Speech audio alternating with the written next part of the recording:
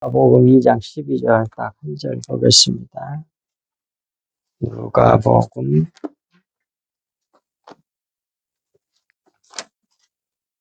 2장 12절이에요.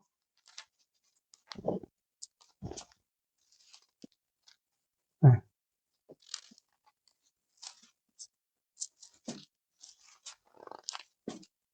2장 12절 합독하겠습니다. 가서 강보에 쌓여 구유에 누워 있는 아기를 보리니 이것이 너희에게 표적이니라 하더니 아멘. 딱 그 한 절. 말씀 전에도 전한 적이 있지만 오늘은 또 좀 다른 각도로 우리가 확실하게 정립할 수 있는 그런 시간을 갖도록 하겠습니다. 오늘 말씀의 제목은 이것이 우리에게 표적이니라 그랬어요. 우리에게 좀 표적이 무슨 의미인지를 우리가 오늘 확실하게 배울 수 있기를 바랍니다. 밑에 그 자료에 나와 있는 것처럼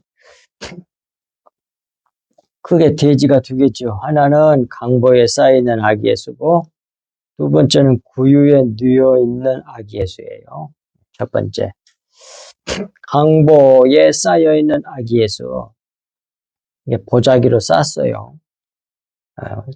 동정녀 마리아가 아기를 베들레헴, 요셉의 본적지죠. 그곳에 와서 호적하려고 왔다가 딱 그 때에 맞춰가지고 베들레헴에서 아기를 낳게 되지요. 그러니까 베들레헴에 살고 있었던 건 아닌데 살짝 들리는 그 기간에 아이를 거기서 낳은 거예요. 그래가지고 어떻게 됐어요? 성경에 베들레헴에서 난다고 하는 그 말씀이 딱 성취가 되는 거죠. 근데 이제 뭐예요? 그 사람들 원래 베들레헴에서 사는 사람들이 아니잖아요. 갈릴리 그쪽에 살았지. 그러니까 많은 사람들이 혼동하게 돼 있어. 감춰진 거란 말이에요. 감추셨단 말이에요. 하나님께서 이렇게. 어쨌든 간에 성경에 말씀하신 대로 베들레헴에서 이렇게 낳게 됐어요. 근데 그 표적을 성경에 말씀해 주기를 첫 번째 표적이 강보에 쌓여 있는 아기라는 얘기예요. 강보에 쌓여 있는 아기. 이게 표적이래. 첫 번째 표적이래. 그건 뭐냐? 강보는 물론 문자 그대로 말하면 보자기예요. 아이를 싼 보자기. 근데 그거 사인이라고 그랬으니까 표적이라고 그랬으니까 징표라고 그랬으니까 그게 무슨 뜻이냐? 다른 말로 말하면 그게 떡이란 얘기예요. 요한복음 6장 54절에 내 살은 떡이고 내 피 또 이렇게 말씀하잖아요. 했을 때에 이 강보는 떡에 속한 거예요. 다른 말로 말하면 수건이야. 수건.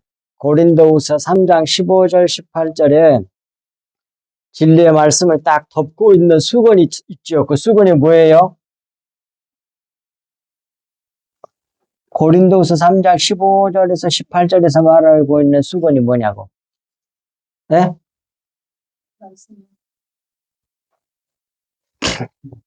율법. 오케이. 수없이 했어요. 이거 수없이. 그 율법을 수건이라 그래.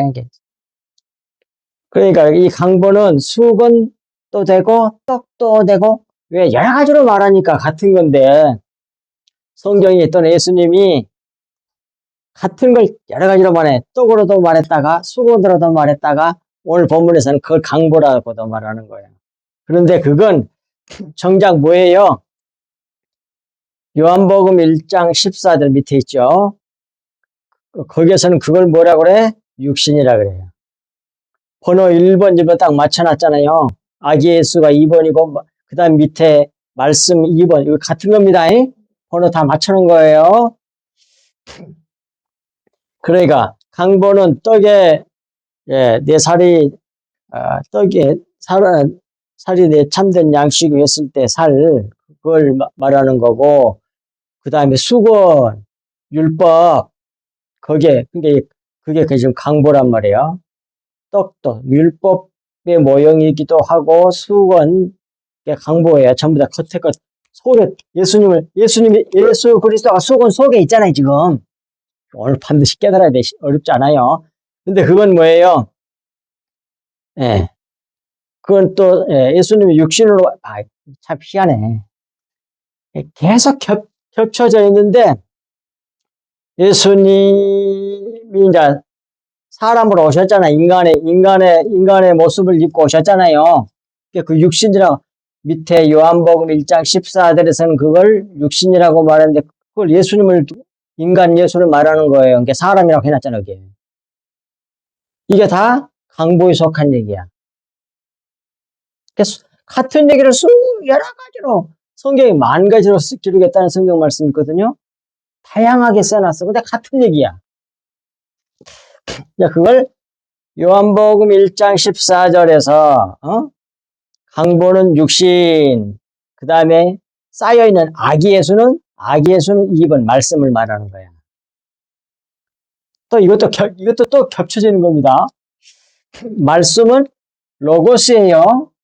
로고스. 근데 로고스가 말씀인데, 이 로고스 말씀 속에다가 훅 불어넣어서 하나님이 우리가 가지고 있는 이 글자, 이것이 지금 로고스 성경이거든요. 물론 원어 성경을 말하지만은 그 원어 성경인데 그 문자 속에다가 또 입김을 불어넣었어요. 지난주에도 말씀을 같이 나눴잖아요. 입김을 불어서 이거 바람이잖아. 바람을 불어넣었다는 얘기예요. 문자 속에다가 그 문자 그 말씀을 로고스라 그래. 그 로고스 말씀 속에다가 불어넣은 그 바람이 영이잖아. 그 속에 있는 영의 말씀을 다른 말로 그걸 흐르마라 그래. 이렇게 성경에서 요한복음 1장에서 밑에 나오네. 요한복음 1장 1절에 태초에 말씀이 계시니라. 이 말씀이 하나님과 함께 계셨으니 이 말씀은 곧 하나님이시니라. 이렇게 했잖아요. 했을 때의 말씀들은 전부 다 로고스거든요. 근데 이걸 하나님이라고 했을 때는 이 로고스 말씀 속에다가 흐레마, 즉 영의 말씀을 넣어놓은 그 말씀을 로고스라 그러는 거예요. 성경에서 말하는 성경은 로고스란 말을 어떻게 채용해서 쓰는가를 배워야 돼요. 근데 이걸 신학하는 사람들은 이걸 어떻게 연구하냐면 사람들이 헬라 사람들이 로고스란 말을 어떤 의미로 썼는가 그걸 연구를 해갖고 가르치면 그걸 신학이라고 생각해. 그런 면도 있겠죠. 그것도 공부할 만한 것이 있겠지만 성경이 어떻게 썼느냐가 중요해. 아시겠어요? 그 1차적이야. 비록 헬라 사람들이 쓰는 로고스란 말을 빌려와서 성경에 기록했다 할지라도 성경이 그 로고스란 말을 어떻게 썼느냐? 속에 영의 말씀을 들어있는 속에 담아놓은 그 말씀을 로고스라 한다. 그 말이에요, 지금. 그걸 얘기하고 싶은 거예요. 그러니까 뭐예요? 로고스는 사실상 겉은 말이지. 그런데 속에 진리의 말씀을 가지고 있어. 그러니까 로고스 말씀도 영감된 말씀이야. 영이 속에 들어있는 말씀이란 말. 그래서 그걸 갖다가 하나님이라 한다. 그 말이에요. 그 로고스 말씀을. 이거 꼭 이해를 하셔야 돼요. 알아먹겠죠? 모르는 거 있으면 또 다음에 또 물어봐요. 계속 겹쳐져 있죠? 성경이. 강보가 또 육신도 되고, 떡도 되고, 수건도 되고, 사람, 겉에 사람, 육신. 근데 그 사람 속에 지금 하나님이 들어있잖아. 예수라고 하는 인간, 예수 속에 아버지가 담겨 계시잖아. 다 같은 얘기야. 근데 다 이렇게 겹쳐, 소없이 겹쳐놨어. 이걸 꼭 알아야 된단 말이에요. 그래서, 일단 그것을 강보를 요한복음 1장 14절에서는 육신이라고 말했단 말이에요. 근데 말씀이 육신이 되어 이건 번역이 잘못됐다고 했잖아요. 어떻게 맞는 번역이라고요? 말씀. 그렇게 번역해야 돼. 말씀이 육신이 되어 그랬으면 육신이 되어버린 거야. 그건 육신이지. 그러면 말이 안 돼. 말씀 육신이라 그래야지 완전한 하나님이면서 완전한 사람이다. 이걸 말하려고 하는 거거든. 요한복음 1장 14절이 이게 말씀 육신이야 그런 말이에요. 원어가. 근데 이걸 번역을 못 바꿔. 그걸 모르니까 그래. 말씀 육신이야. 완전한 하나님이면서 완전한 사람이다. 그 얘기야 지금. 그걸 갖다가 독생자라 그래. 뒤에서. 육신이 되어 우리 가운데 거하심에 우리가 그의 영광을 보니 아버지의 독생자의 영광이요 은혜와 진리가 충만하더라. 독생자 속에는 하나님의 은혜와 진리가 충만하더라. 그러니까 뭐야? 예수님 안에 하나님이 계셨다. 그런 말이랑 똑같은 말이야. 하나님은 사랑이시잖아, 은혜시잖아. 그리고 진리시잖아. 그 속에 예수님 안에 딱 들어있는 자를 갖다가 독생자라고 그래. 그런데 그분이 예수 그리스도가 독생자이기 때문에 모든 삼라만상 모든 것을 하나로 하나 되게 하시는 분이란 뜻이야. 모노게네스. 그리고 유일무이한 분이야. 둘도 없어. 그런 뜻을 가지고 있는 것이 모노게네스라고 그랬어요. 그래서 강보는 요한복음 1장 14절에 쓴 걸 육신이고 인간 예수라고 말해 사람이다 그 말이에요.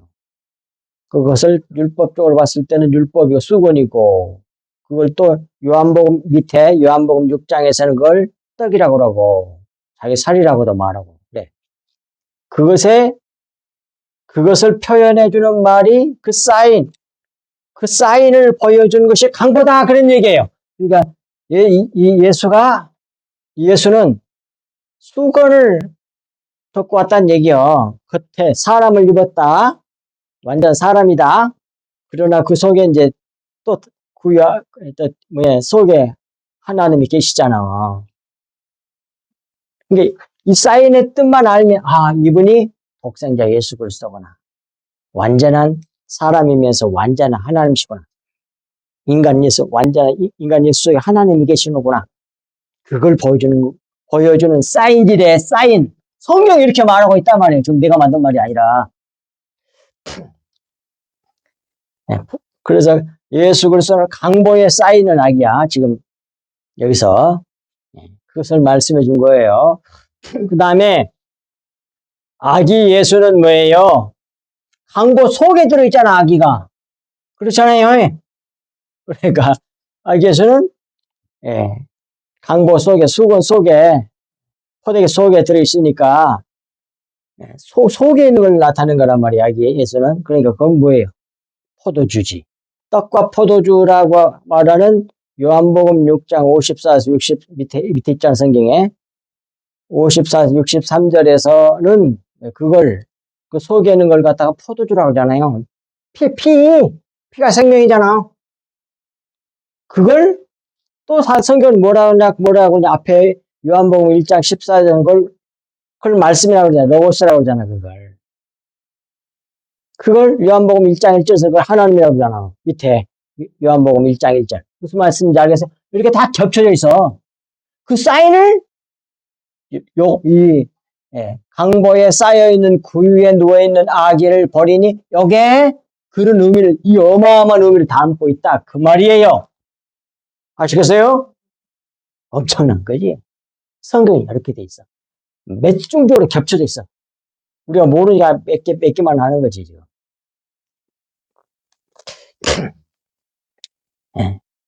그 밑에, 그래서 아기 예수는 포도주로도, 피로도, 생명으로, 말씀으로, 하나님으로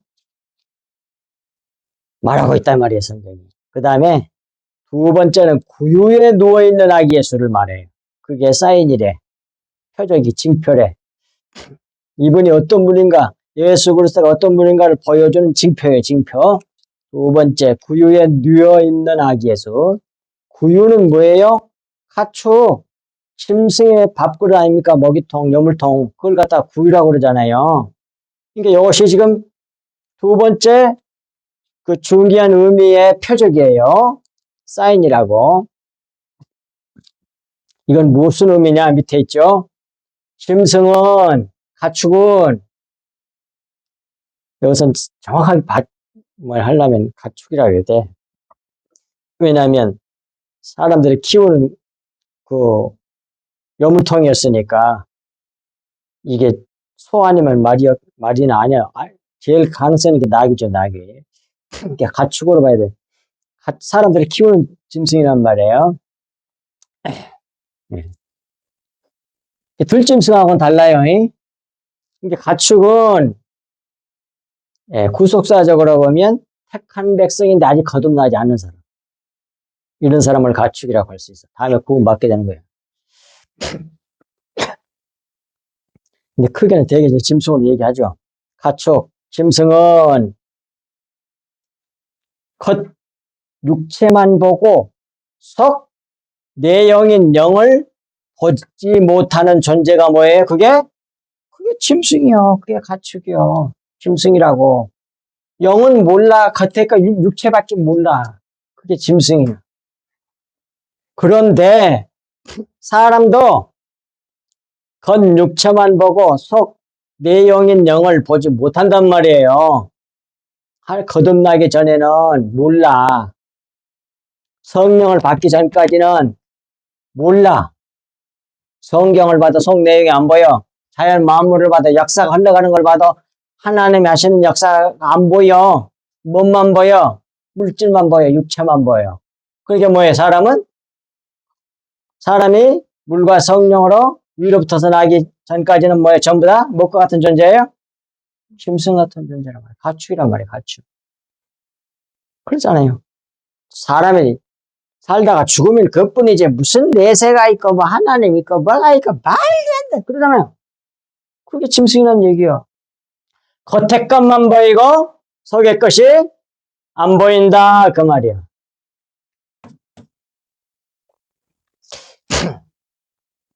그래서 내용의 영은 보지 못해요. 그러므로 구원받지 못한 위로부터 나지 못한 모든 사람들은 짐승 같은 사람이라고 성경은 말하고 있어요.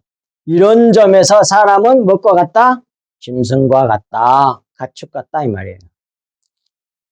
그 짐승, 가축 같은 그 짐승 같은 사람에게 자기를 먹이를 주려고 먹이통에서 나온 거야. 그것이 밑에 동그라미 2번. 뉘어있는 아기 예수.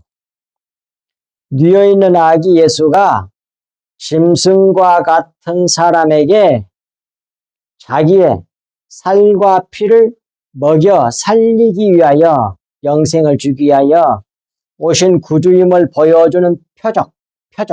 이 강보에 쌓여 구유 위에 누워있는 아기란 말씀이에요. 그러니까 결국 강보에 쌓여 구유 위에 누워있는 아기라고 하는 이 짤막한 성경 구절에 구속사의 진리를 다 담고 있는 말이란 말이에요. 이게 어떻게 사람 머리에서 나왔겠어, 이게. 근데 이렇게 하게 하셨잖아. 아니, 이스라엘은 뭐예요? 그 당시에 유대인들이 아이를 낳으면 보자기를 똘똘똘 싼데, 그게 습관이야, 습관. 뭐 그런 거지, 뭐. 긁어 넘어갔을 수가 있는데, 성경은 딱을 찾아내갖고 그래. 하나님께서, 성령께서 누가에게 깨닫게 하셔서 이렇게 성경을 기록하도록 하셨다. 그 말이에요. 놀랍잖아요. 이것이 표적이란 말이에요. 강보에 쌓여 있는 표적. 그 다음에 여기 어린이 낳았으니 다 강보에 쌓여 있었겠지. 그리고 넘어갈 수도 있는데 그게 아니잖아. 근데 또 구유에 딱 누워서 또 보통 사람 같은 집안에 따뜻한 이불에 이렇게 놔야 되는데 그러면 이 표적이 안 나타나잖아. 이게 강보에 쌓여 있는데 구유에 짐승 같은 사람의 먹이가 되어서 그 짐승 같은 사람을 살려낼 자가 이 아이다. 그것을 보여주는 표적이다. 그 말이에요. 그런데 이것을 그러니까 그것을 보여주는 표적이 강보에 쌓여 구유에 누워있는 악이란 말씀인데 이것을 요한복음 6장 54절에서 63절에서는 또 다른 말로 쓴 것뿐이야. 다 같은 얘기야. 자, 그 읽어봅시다. 다 알고 있으니까. 내 살을 먹고 여기서 살은? 여기서 성경 요한복음 6장 54절에 살이 로고스로 써져 있을까요? 안 써져 있을까요? 예? 예? 안 써져 있어. 살이란 말이 써져 있겠지. 근데 난 로고스라고 써놨어. 왜? 위에 거다가 매치시키냐고. 알겠어요? 로고스는 말씀이란 말이야. 살이란 말이 아니야. 그러니까 살이 여기서 말한 살이라고 말한 것은 오늘 말씀으로 본다면 요한복음 1장 14절이나 뭐 1장 1절 말씀으로 말한다면 그게 로고스 말씀에 해당한다고 하는 걸 지금 설명하고자 하는 거예요. 그것은 커튼 문자야. 사람이 딱 보고 알 수 있는 문자잖아. 써져 있으니까 알 수 있잖아. 커튼 문자야.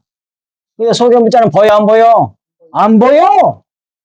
그게 영의 말씀이야. 그걸 갖다가 다음에 뭐라 그래? 피라 그래. 그거 있잖아. 내 살은 겉문자 율법을 먹고 내 그 율법 속에다가 진리를 넣어놨다니까 그걸 피라 그래. 그걸 오늘 본문에서는 그걸 뭐예요? 악이 예수지. 그분이 악이지. 피가. 흐레마 말씀을 로고스 속에다 집어넣어놨어. 속에 영의 말씀, 흐레마의 말씀, 그 진리를 딱 품고 있는 말씀을 성경은 로고스라 그래요. 그리고 그 로고스가 바로 하나님이다 그래.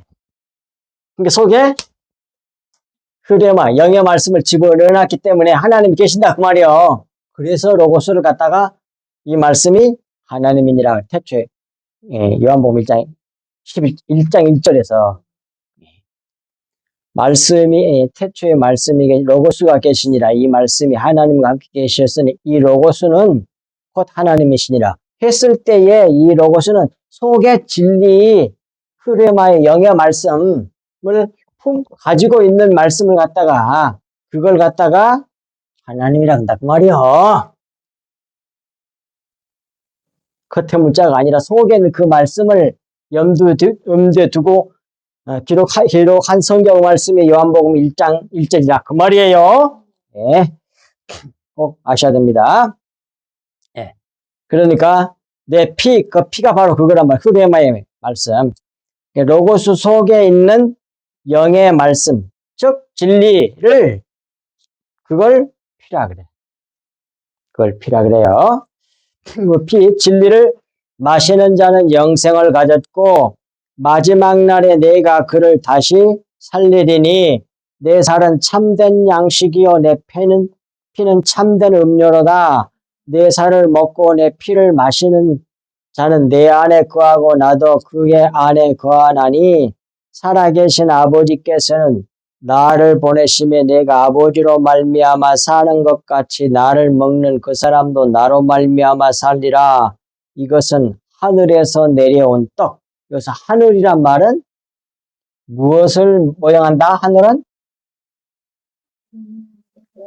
영. 영의 나라를 말해.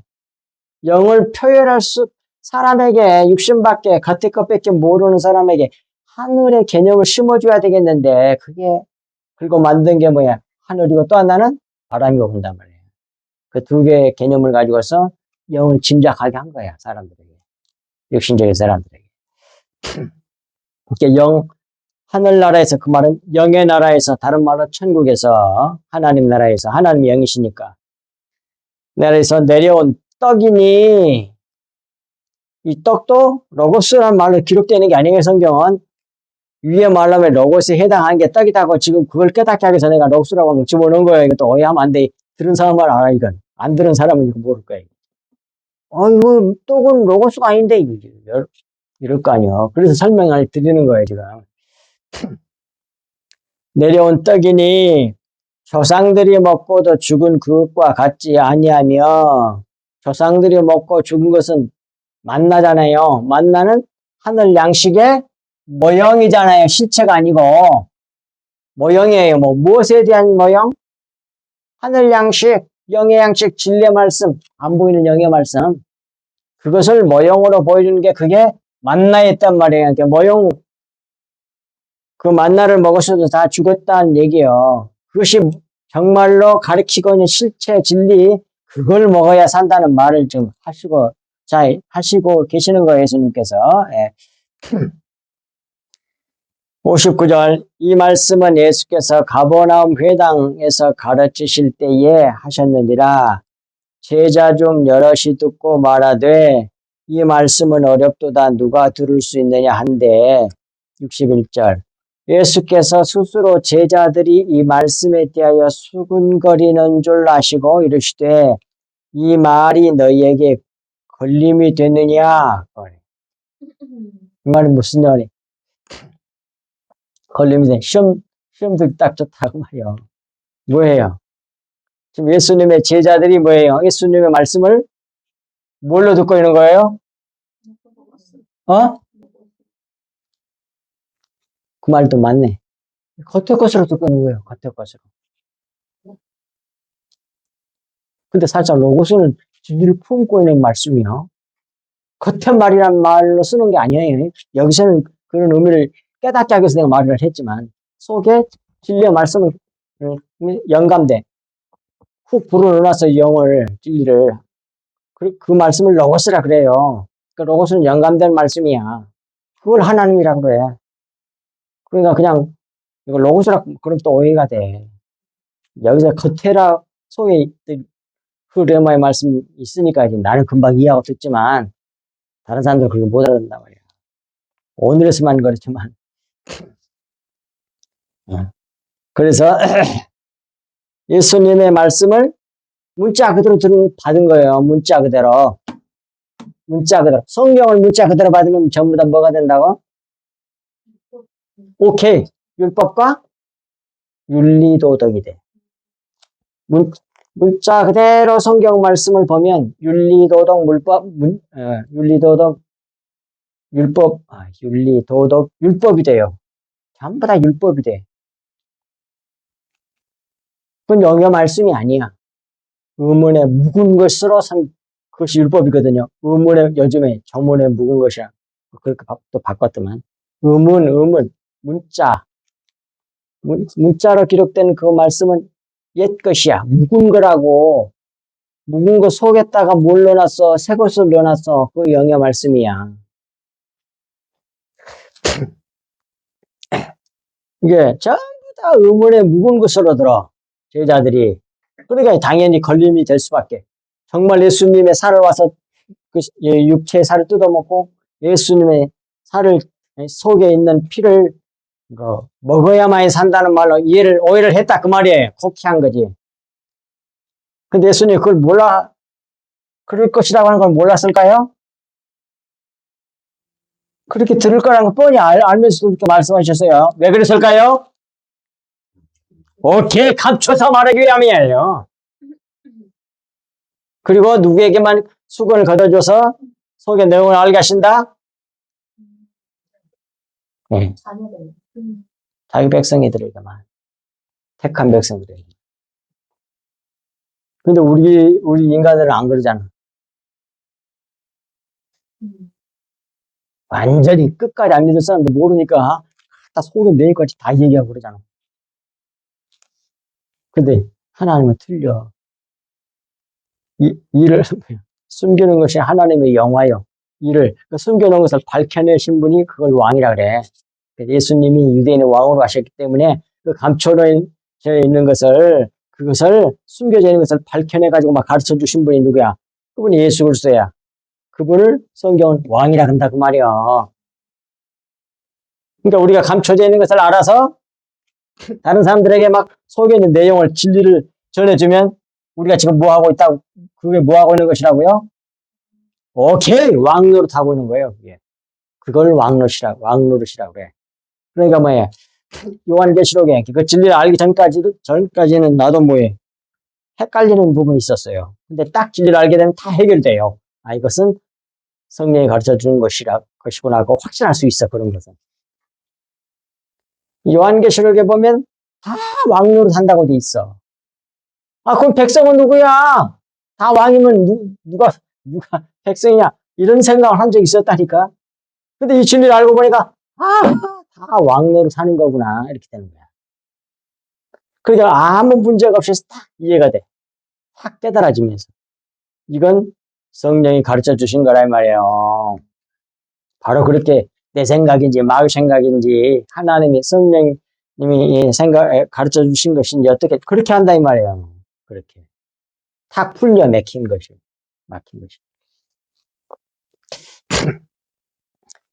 그리고 나서 이제 뭐예요?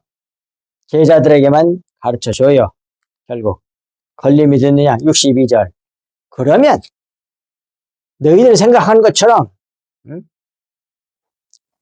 너희들이 진짜 나 육신의 살을 뜯어먹고 내 속에 있는 피를 빨아먹어야만이 영생을 얻는다고 너희도 생각처럼 그렇게 한번 가정해보자 그 말이요.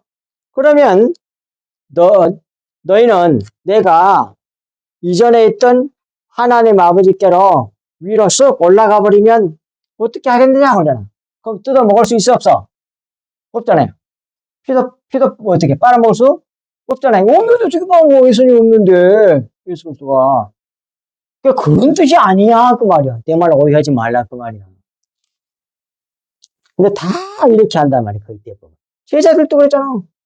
지금도 그러고 있잖아. 제자들 많은 주의자들 그 신학 박사들이 속의 내용을 모르고 겉에 것만 가지고 막 열심히 신학을 공부하고 연구하고 그러잖아. 다는 아니지만 거의 대부분 그래요. 목회자들도 마찬가지예요. 겉에 것으로. 그래서 윤리도덕율법을 전함으로써 성도들을 전부 다 뭐해? 훌륭한 사람으로 만들어내려고 그래. 착한 사람. 아주 훌륭한 사람으로 만들어내려고 그래. 그러면 뭐예요? 윤리도덕율법 듣고 고상한 말씀들을 많이 듣고 어떻게 해? 그렇게 하려고 애쓰고 노력할 거 아니요. 그러면 어떤 사람들이 된다? 예? 오케이. 외식하는 사람이에요. 히포크리테스. 연극하는 거예요, 그게. 그걸 외식이라고 해요. 그러니까 메시지가 달라져야만이 지금과 같은 이런 기독교의 타락하는 것이 싹 사라진다고. 속에 내 그리스도의 피가 흘러야 돼! 그래야만이 교회가 제대로 된단 말이에요. 교회의 메시지는 그리스도의 보혈, 진리의 말씀, 영의 말씀을 흘려줘야지 그 사람들이 외식하지 않고 자기를 왜 꾸밀식 자기를 막 꾸며가지고 훌륭한 사람을 만들어내려고 그게 아니란 말이에요. 십자가 복음 뭐예요? 반대라니까. 이게 거의 대부분 거꾸로 믿어. 자기를 부인하고 자기를 삭제해버리는 거예요. 없애버리고 그리스도의 보혈만 받아서 채워서 우리가 그리스도와 되게 하는 거라고. 그러니까 완전히 반대로 믿는 거라고. 거꾸로 믿는 거라고. 대부분. 자기를 훌륭한 사람 만들어내는 게 아니에요. 없애버리는 거예요. 삭제해버리는 거예요. 그 겉사람은 뭐예요? 전적 타락해서 전적 무능한 존재예요. 아무리 따듬고 어쩌고 해도 절대로 안 되는, 그래서 버려진 사람이, 그래서 죽여버린 거예요. 예수 그리스도께서 십자가에서 그 사람을, 옛사람을. 그리고 자기 생명을 준 거 아니에요. 그리스도의 생명을. 그리스도의 피. 그게 진리의 말씀이에요. 숨겨져 있는 영의 말씀. 그리고 63절에 답을 딱 줘, 이게. 근데 이게 답인지도 모른다고, 대부분. 살리는 것은 영이니 육은 무익하니라. 내 말을 육으로 듣지 마라. 그 말이요. 내가 그렇게 말한 것은 즉 영에 대해서 그렇게 비유해서 말하는 거야. 그 말이에요. 그 말이거든요. 비유해서 말하는 거야. 그리고 내가 육체를 뜯어먹고 육체의 피를 나를 빨아먹어야만이 너희들이 산다. 그런 말이 아니고 정작 그게 무슨 뜻인지 알아? 이제 진짜 답이 나와. 내가 너희에게 이런 말은 그건 육이 아니고 영이야 그러잖아. 흐려 말하잖아. 영이요. 근데 이 영, 이것도 영 앞에 이런 말 있잖아요. 그 말이 흐려마야. 근데 영 얘기했다가 흐려 말을 집어넣어놨잖아. 여기에서 푸뉴마거든, 푸뉴마. 정확하게는. 근데 그 영의 말씀이라는 게 그 뭐래, 앞에서 말한 말이라고 하는 그 흐려마의 말, 그걸 영이라고 해. 그런 말이에요. 요거 오해하지 마세요. 또 다른 성경 이거 다 해갖고 정확히 해서 준 거 굉장히 많이 있으니까.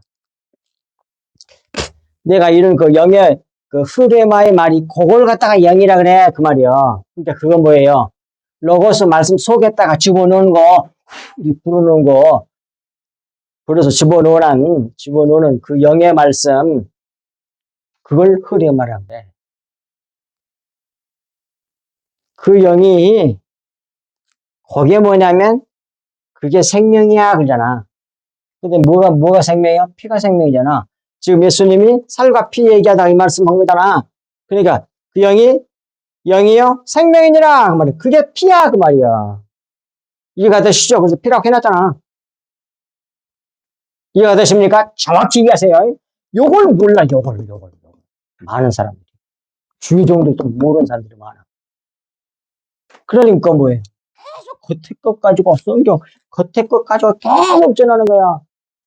그래서 교인들을 훌륭한 사람 만들어내려고 자기가 생각하는 거 훌륭한 사람 만들어내려고 별의별 예화를 들어가면서 훌륭한 일하고 잘된 사람들, 겉에 거서 잘된 사람들 얘기를 들어가면서 막 부추기는 거예요. 그래봤자 전부 다 외식하는 바리새인들을 만드는 거예요. 그런데 진리의 말씀 그리스도의 피로 흘려내면 자기는 삭제되고 그리스도의 생명이 내 생명이 되는 거야. 그리스도의 마음이 내 마음이 되는 거예요. 나도 없고 세상도 이렇게 되는 거예요. 그것으로 기뻐하고 즐거워. 완전히 거꾸로 믿는 거라니까. 대부분 다. 이걸 아는 교회가 우리 성소교란 말이에요. 우리 성도님들이 이 놀라운 은혜를 입었다고 하는 걸 생각하면서 이 복음을 전해야 돼요. 다른 사람들에게. 그러면 피를 흘려내고 있는 거지. 그래서 그 말씀을 받는다. 왕 노릇하고 있는 거지. 그걸 성경이 말하는 왕이야, 그게. 그러한 은혜가 앞으로 남은 여생이 그렇게 충만하실 수 있기를 주 예수 그리스도로 축복합니다. 하나님 아버지 참으로 고맙고 감사합니다.